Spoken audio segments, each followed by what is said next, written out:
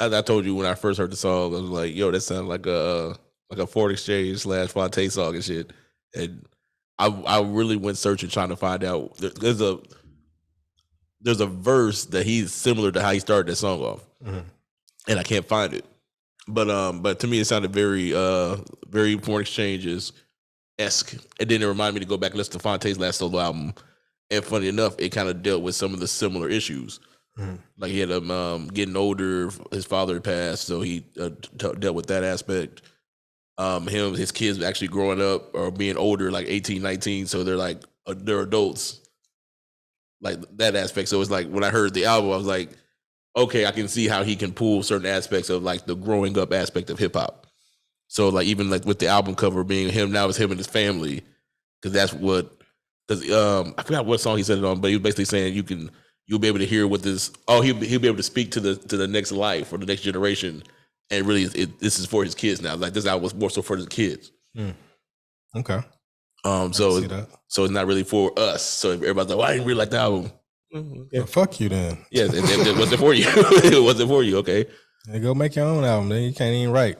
Goof ass. All rap, man. Yeah. Or So you read. can't. Instead of read. So, what about me? Yeah, where my hug at, nigga? Yeah, but what I find funny is, like when I go to listen to a Kendrick album, like I said, To Pimp a Butterfly, that was more for the black people. I remember how black people treated that album.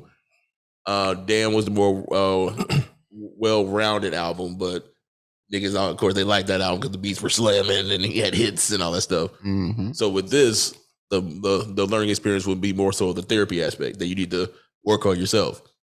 And it's funny when I hear people they having the attitude where I don't like this album, it wasn't jamming, but then they talk all that, oh, you didn't prove yourself. Like, you didn't really listen to the album then.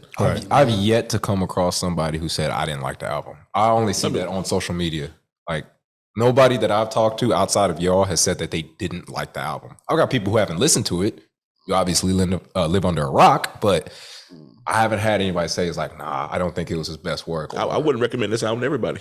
I wouldn't either, but I'm just saying it's like you have to give credit where credit is due. Oh yeah. But not everybody's ready to hear their problems. Album. They're not ready to look in the mirror. Or put like this.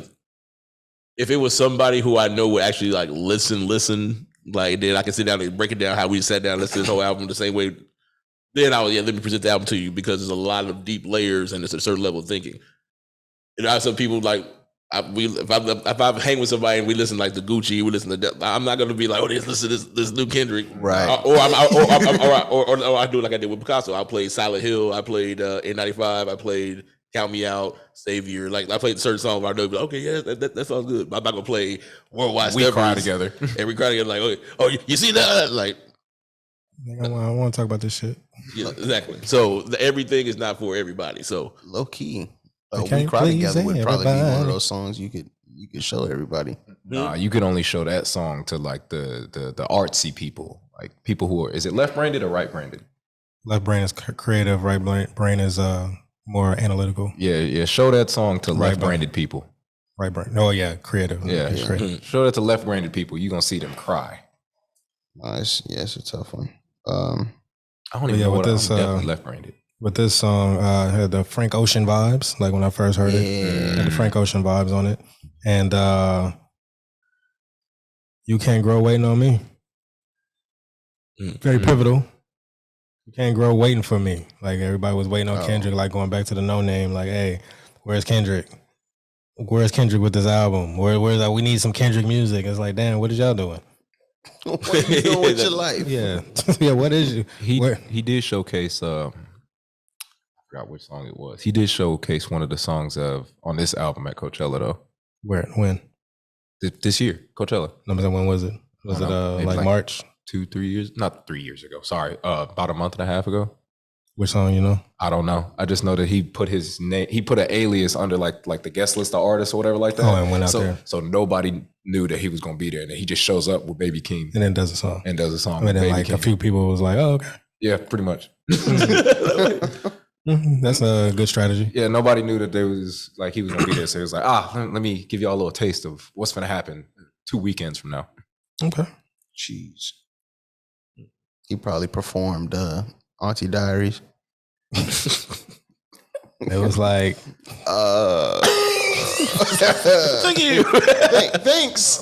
I mean, he was in California, so I think they would have been like a little bit more. Oh, they would have gone crazy. Yeah, maybe like Maybe San Diego, wherever Coachella is. Atlanta. I think it's in Cali somewhere. I don't know. Coachella is in Cali, but It is in Cali. yeah, I don't know what state, but Cali, not what state, what city, but Cali itself is a blue state, so I think everybody would have loved all the blue states going crazy. Blue states going crazy. Yeah, there was a song that leaked last year from Kendrick, and he was rapping in the perspective of Michael Jackson. What? Only Kendrick. Well, Nas does that too. Oh well, yeah, for sure. Other people do it. MC Shan, Biggie. Yeah. Just to throw other names in there, you know, they've personified themselves. Themselves. Yeah, every album. No. Nas. Oh, I would say it's funny. We talk about Auntie Diaries. Yeah. They personified an object. Like Nas rapped as if he was a gun. Right. MC Shan rapped as if he was cocaine. So just to give some other people shine as well. I think Kendrick did that as well. I mean, well, we're talking about Kendrick. I'm stupid. Never mind. Keep it going. But yeah, I forgot the context, but it was like he was rapping. It was like a Michael Jackson. I want to say he was rapping as if he was the song. If he was the song by Michael Jackson. Huh? How?